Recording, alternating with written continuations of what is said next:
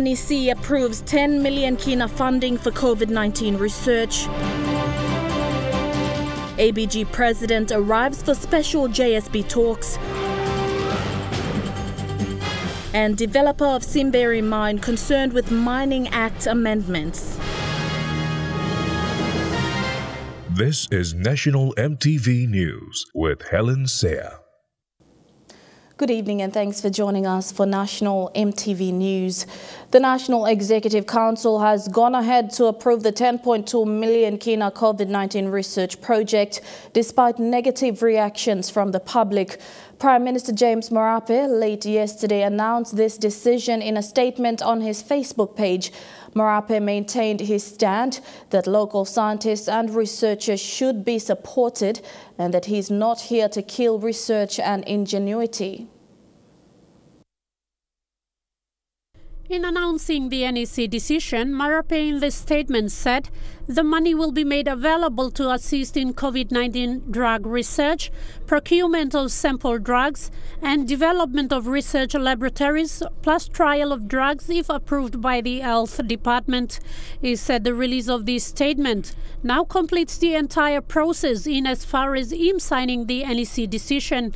Again, he maintained his stand that this pursuit to research COVID-19 drugs was a genuine one by local scientists, and he will continue to support Papua New Guineans through a state-sanctioned process. He said the company New Guinea Biomed's name had to be mentioned in the NEC paper and decision because they felt their intellectual properties needed to be secured.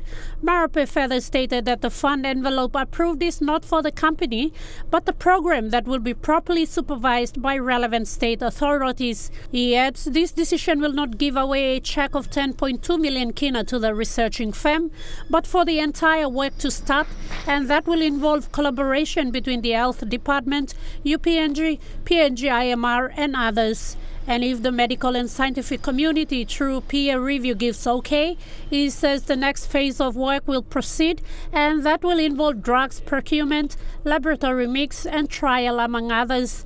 Marape says all doctors and scientists should take this as an opportunity to pull together to look into this area of science and research as a pursuit of economic value too. He adds the country has been hosting conferences and symposiums for 45 years. It is now time to move into the next phase for actual discoveries of cure. The Prime Minister believes PNG has enough intellectual capacity in the country for such a pursuit, and it may not be just for COVID-19, but any other human and animal medicines or plant pesticides into the future. Meantime, of the 10.2 million kina, bulk of the fund will be channeled towards rebuilding of science faculty laboratories in UPNG for this work and future research. Ruth Rungula, National MTV News. ABG President Ishmael Torama arrived late this afternoon in Port Moresby and was welcomed by Intergovernment Relations Minister and Finance Minister Rainbow Paita. This is his first trip to Port Moresby since being elected. President Torama, greeted by the two state ministers and the National Coordination Office of Bougainville Affairs Director and staff. Torama here with his wife, the Vice President, and key cabinet ministers. The ABG President Ishmael Torama arriving in Port Moresby this afternoon, where he's expected to meet with the UN Resident Coordinator and with the Prime Minister James Marape on Monday for a special supervisory body meeting. Post-referendum consultation, the process and the discussion on economic summit. They will be discussing on outstanding post-referendum consultation, the calendar, and also the economic summit, which we are proposing for next year, and other outstanding matters that much JSB has resolved to. We need to also discuss on that. On Monday, key agenda talks on Bougainville are expected to be held between Torama and Prime Minister James Marape, who is also the Minister for Bougainville Affairs. November, JSB will be in Kokopo, yes, and we are expecting, since new house The 4th house of ABG must be fully represented in Kokopo, and most of the members in Bougainville House of Representatives, about 70% of them are new. So it's a good event that will take place that will also bring all these members in and basically get them up to date with what is happening. President Tarama is expected to be here in Port Moresby until 13th of this month. On the 30th of November, the first joint supervisory body meeting will take place, where talks are expected to be held on the post-referendum talks and other economic issues for Bougainville. Adelaide Sirokskari, National MTV News. Developer of the Simberi mine, St. Barbara, has expressed concerns about the proposed amendments to the Mining Act, as it would result in an increase in costs to the company as it looks to transit from oxide ore mining to sulfide ore mining. While the transition is still under study, Simberi Gold General Manager Jason Robertson says sulfide mining would be unprofitable if the government does an amendment to the Mining Act. This is because sulfide mining will require a new processing plant with additional costs, and if mining laws are changed, it will have an adverse effect. Of particular concern to the St. Barbara board is the proposed introduction of mine waste levy, something Simberi Gold says it has worked on to make their current waste disposal process completely environmentally friendly. But it is concerned if too many additional costs are introduced, they would have to finish mining the remaining oxide ore and then shut the mine down. St. Barbara is currently investing $150 million in PNG, and they need to have some assurance their project will be able to survive. The Department of Agriculture now has a plan that will guide the department into achieving some of its goals for the country's agriculture sector. Prime Minister James Marape today launched the medium-term development plan for the Agriculture Department.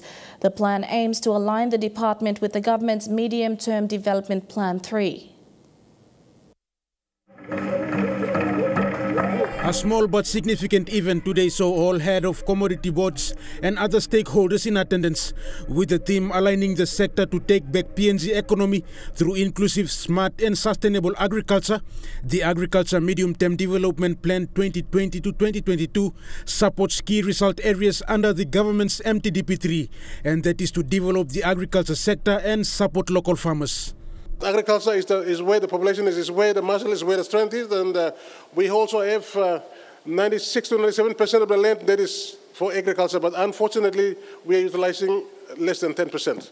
And that means that more of the land is available for agriculture, and that means agriculture is the only way forward for Papua New Guinea. So we are very thankful for this government that is giving priority to agriculture. The development plan is a collective effort with the Agriculture Department and the National Planning Department, which took them over a year to complete. It is in line with the Planning and Monitoring Act, which calls for all sectors to align their plan with the Medium-Term Development Plan 3. And the Agriculture Department is one of the first departments to have their plan aligned with the government's plan. We're aligning ourselves to the MTDP 3, 2018 to 2022. But realign ourselves with the vision of this government by going rural, making sure we are now taking our focus from the bright cities of Moresby, from the light of Moresby, back into the rural sector. The plan also supports 6 other key result areas under the Medium-Term Development Plan 3. The key result areas include quality infrastructure and utilities, sustainable and social development, improved service delivery, improved governance and responsible sustainable development. It also helps achieve the government's policy directive to increase cash crops and livestock production and downstream processing by 30% by 2022. At a macro level, I did set for us to increase productions, firstly by 2022, 30%, going into 2025, hopefully 50-60%. And by the time we come to the turn of this decade, we must have increased agricultural production by 100% in our country. That is possible.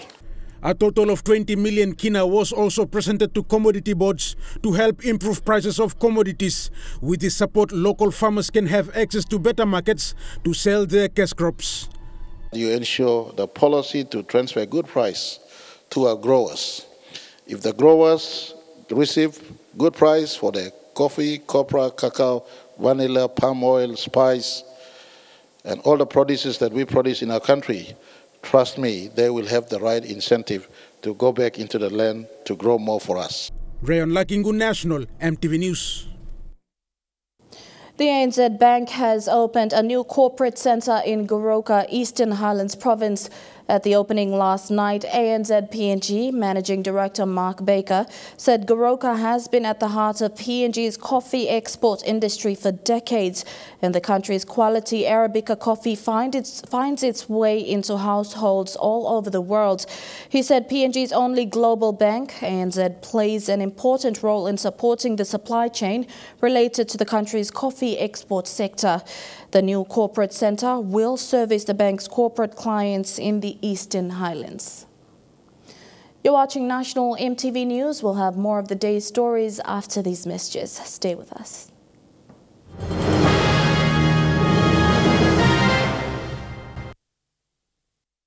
Welcome back. 11 men in East New Britain Province have been sentenced to life imprisonment for their involvement in a willful murder case committed in 2019. The National Court at Karavat found the man guilty of killing 2 other men during a village conflict between the Merai, Urai and Solka villages in the Sinivit LLG of Pomio district. The court, presided by Justice Thomas Anz, heard that the men from Merai and Urai villages deliberately hacked the 2 elderly and defenseless men from Solka and allowed them to die in a slow and painful death. While announcing their sentences, Justice Anz told the prisoners that their crime was brutal and carries the maximum penalty of death sentence. Justice Anz, however, says the 11 prisoners fall short under the court's requirement where a death sentence should be imposed. But given the nature of their crime, he says they shall face the next severe punishment. The Tufi, Tapa and Tattoo Cultural Festival is on again this year. The 2-day event will be staged at the Tufi station on the 14th and 15th of this month and is expected to draw in visitors from outside Tufi to witness the diverse cultures of Tufi and the Ora province. New Britain Palm Oil Limited today presented a cheque of 15,000 kina to Ijivitari MP Richard Masere in support toward the show.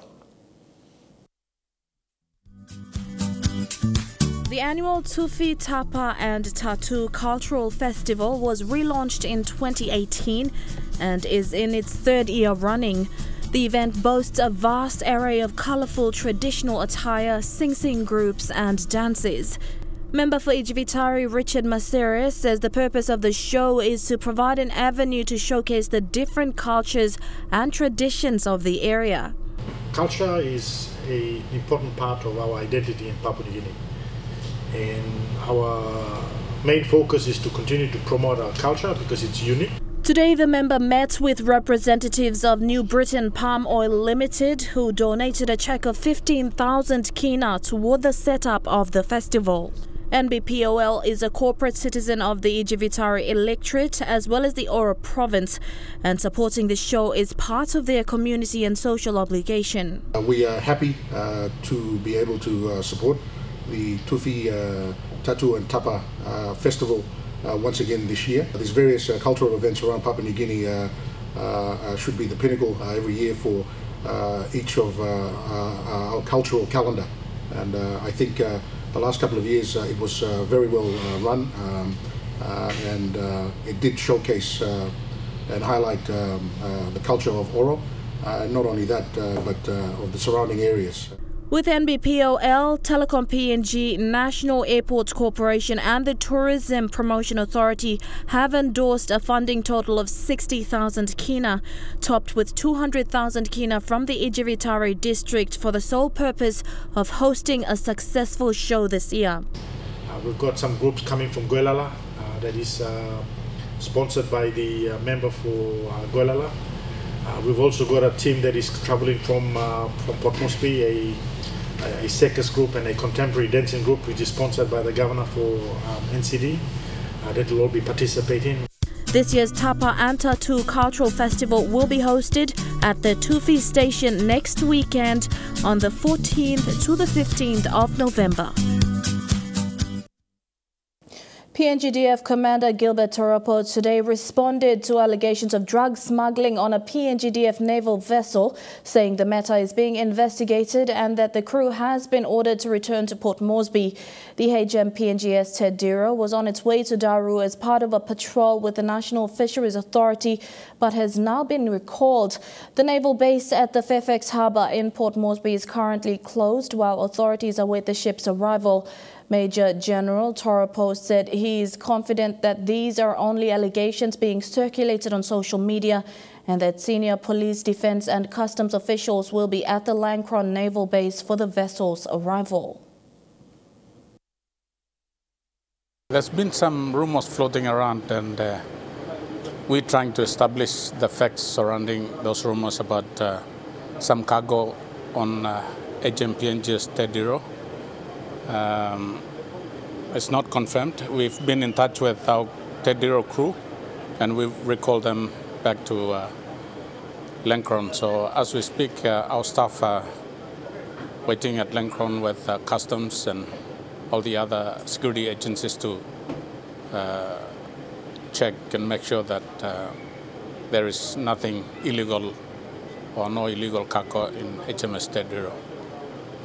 It is really our concern, and as you know, this is a government asset, and we hope that no, it's just rumors. And as you know, social media have their own intentions and views on why they come out into the media, but there is no concrete evidence. I have total trust in my Defence Force personnel and especially HMS PNG's Ted Diro crew, and I'm pretty sure there would be nothing illegal, and they are cooperating, and Ted Diro is coming on board sometimes today and will be inspected by all the law enforcement agencies, including PNG Defence Force senior officers. And now looking at the NASFund market report, the Kina opened unchanged at $0.2860 in the interbank market. At Bank South Pacific, your Kina is buying $0.2785 $0.3789 Australian dollars, $0.4082 New Zealand dollars and 28.16 Japanese yen. Looking at commodity prices at New York close, gold is trading higher. Coffee and cocoa closed higher, copra closed unchanged. Crude oil is trading lower, palm oil closed lower and copper closed higher.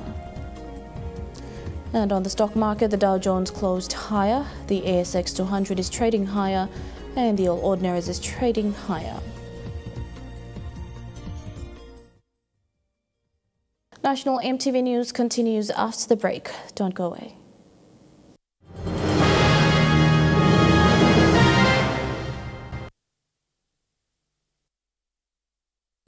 Welcome back to the news. The grade 12 DUC students from Green River Secondary School and Don Bosco Secondary School were lucky recipients of brand new laptops thanks to the Vanimu Green MP Beldan Nama.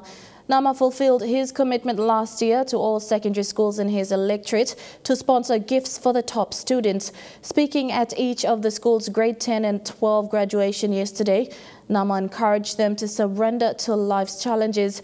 For those that will have no spacing either at a tertiary institution or for grade 11, he encouraged them to not give up, saying this is not the end of opportunities.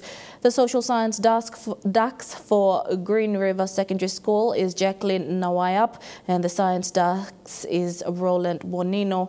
For Don Bosco Secondary School, the DUX students are Alfred Yimbu for social science and Cyril Inikre for science.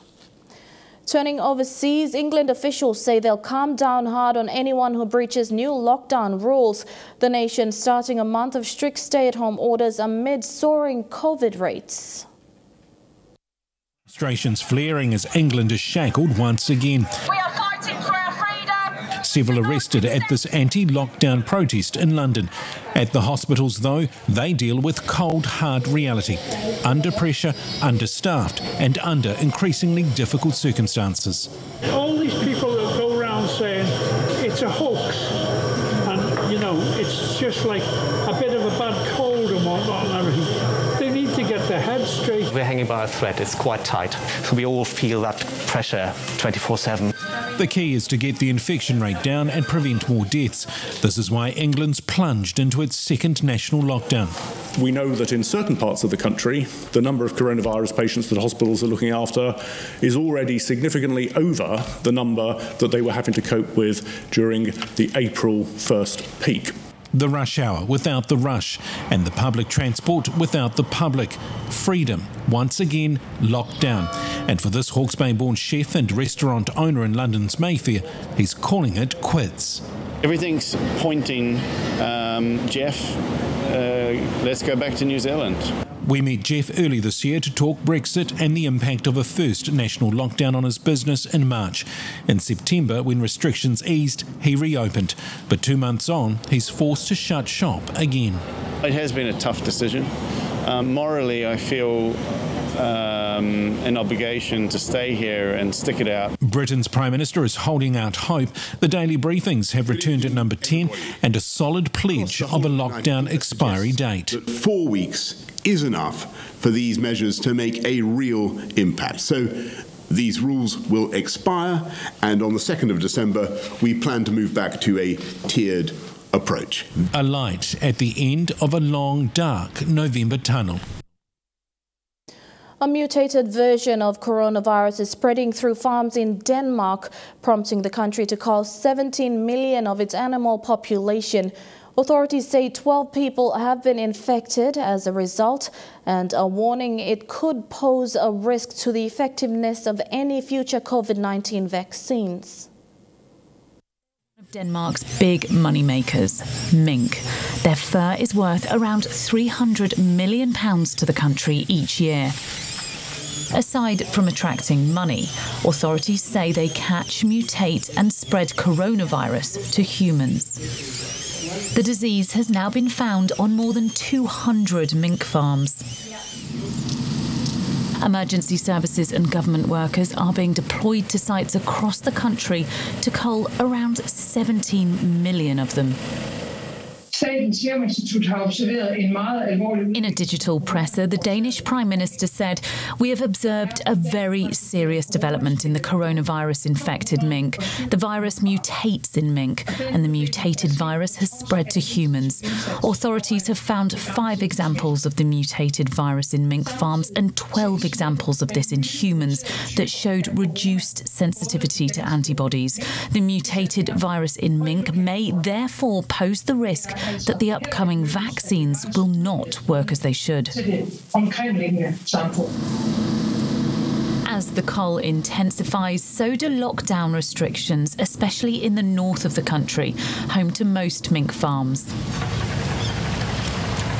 It's hoped this drastic action will help contain the spread of coronavirus, with nothing left to chance. Wastewater testing could be the latest tool to detect COVID-19 in our communities. Scientists are halfway through a trial to screen sewage samples for traces of the virus. Been collected from sewage treatment plants around New Zealand. A delivery that could only excite scientists tracking COVID-19. Sewage samples taken from cities both with and without isolation hotels. Here at the ESR lab in Porirua, they're being tested for signs of the virus. About half of people are infected with SARS-CoV-2 excrete virus in faeces. But extracting a tiny drop of the virus from these bottles of muck is complicated. And so we're trying to get the viruses off the solid. So to do that, you add a beef extract solution. It then goes through something similar to a washing machine on spin. There's a pellet. That's where the viruses are. And voila. It ends up looking like that. So here are the wastewater samples in storage. ESR gets about 30 of these samples a week from 17 different locations. It takes staff about 2 days to process them and get a result.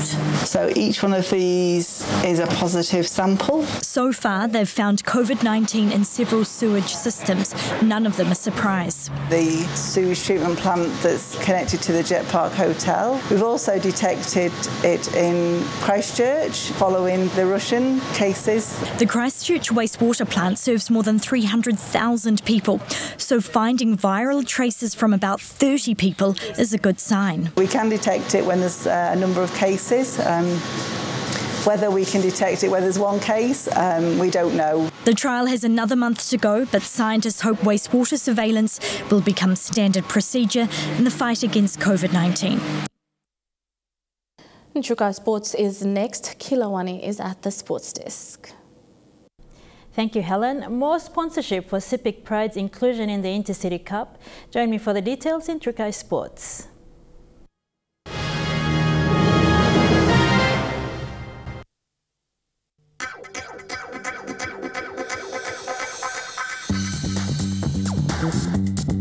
Chukai Sports.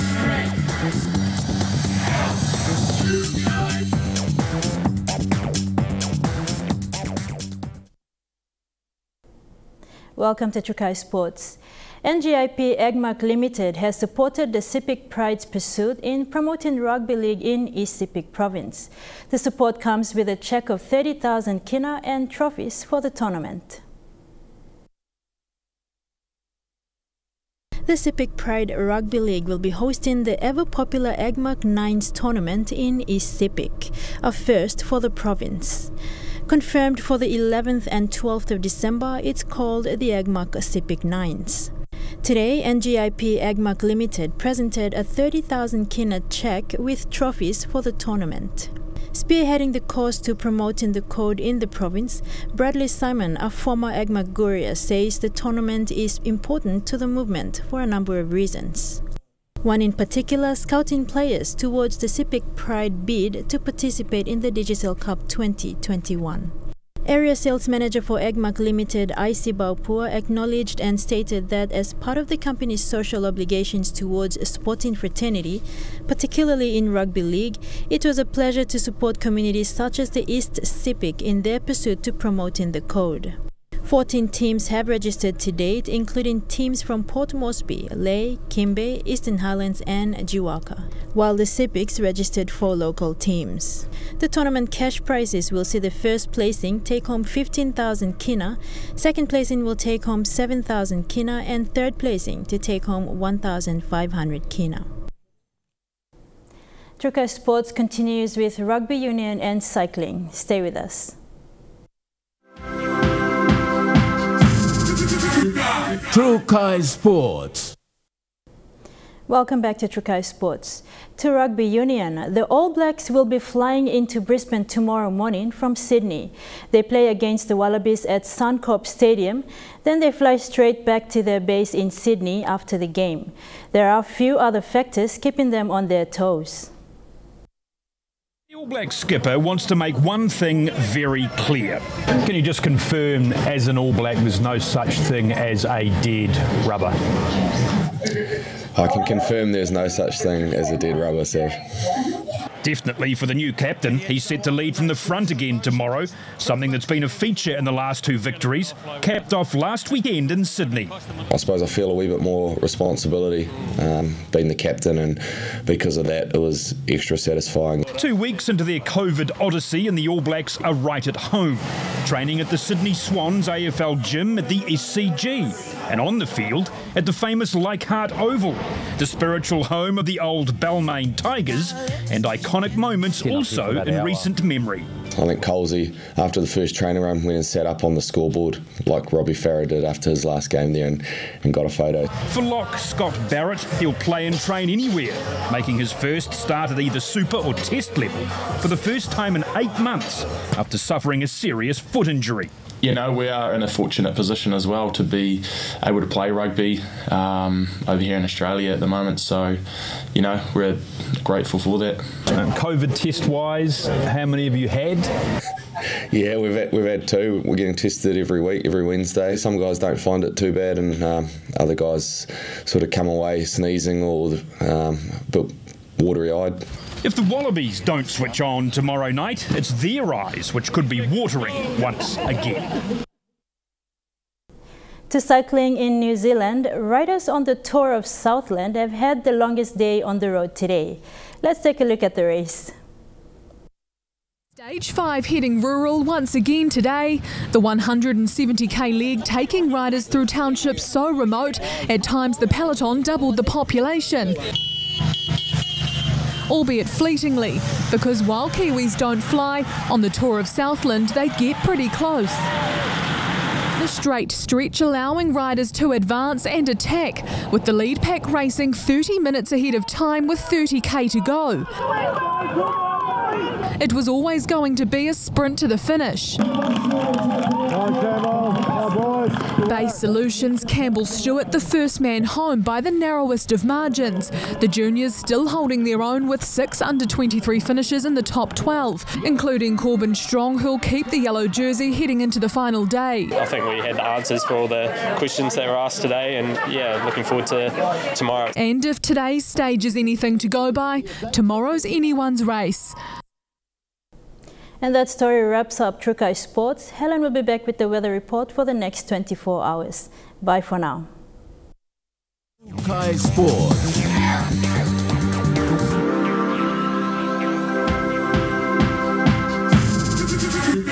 Trukai Sports.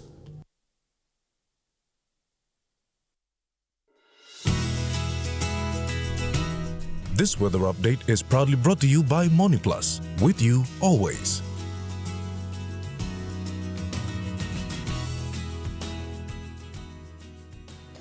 A look at the weather for today and tonight in the southern region. Cloudy morning, cleared for a mostly fine day with afternoon showers in Port Moresby. Mostly fine weather in Daru. Cloudy with occasional rain showers in Kerma. Partly cloudy and fine. Then a chance of afternoon showers in Alotau and partly cloudy with a chance of afternoon rain showers in Popondita. In the Mamasu region, rain showers easing toward afternoon showers in Lae and Wewak. Rain showers clearing towards the afternoon in Midang and rain showers throughout the day in Vanimon. In New Guinea Islands region, cloudy with occasional rain showers in Lorengau. Cloudy with a chance of afternoon showers in Kavieng. Cloudy morning, cleared for a mostly fine day with afternoon showers in Kokopo, Rabaul and Kimbe, and rain showers easing to a cloudy day, partly cloudy with possible afternoon showers in Buka. And in the Highlands region, rain showers easing to a cloudy day with afternoon showers in Mount Hagen. Morning fog clearing to a cloudy day with occasional rain showers in Goroka, Kundiawa, Mindi and Wabeg.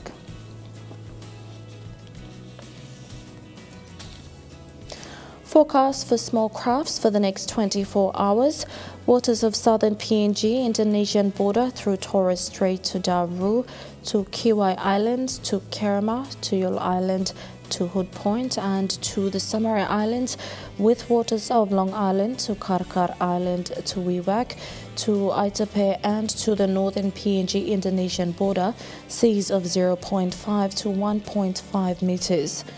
Waters of eastern and western Milne Bay Islands, with waters of Samari Island to East Cape to Cape Vogel, through Huon Gulf to Finschhafen, including waters of Finschhafen through Vitiaz and Dampier Straits to CRC and Long Islands, with waters of Manus and its western group of islands, and including waters of New Ireland to Bougainville, and with waters of East and West New Britain, seas of 0.5 to 1.3 meters.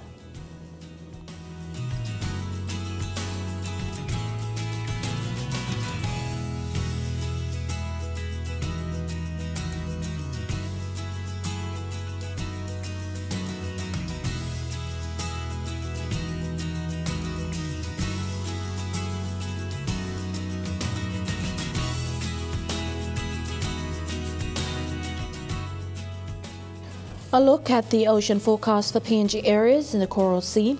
Seas slight to moderate with southeasterly winds at 10 to 20 knots. In the Solomon Sea, seas slight with northeast to southeast winds at 10 to 15 knots. In the Bismarck Sea, seas slight to moderate with northeast to southeast winds at 10 to 20 knots. And in the Pacific Ocean, seas slight to moderate with northeasterly winds at 10 to 20 knots.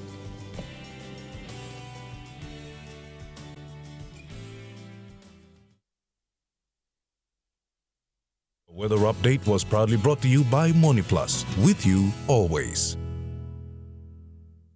And that's been the news, sport and weather for today, Friday, the 6th of November 2020. On behalf of the entire EMTV News team, enjoy your weekend. Good night.